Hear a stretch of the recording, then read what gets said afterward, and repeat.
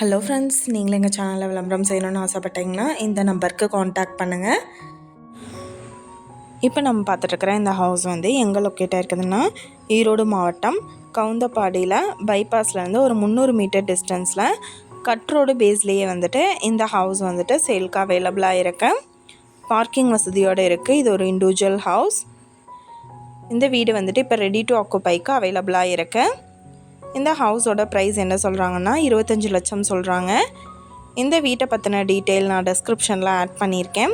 உங்களுக்கு ஏதாவது என்கொயரி வேணும்னா கீழே ஸ்க்ரோல் ஆகிற நம்பருக்கு காண்டாக்ட் பண்ணுங்கள்.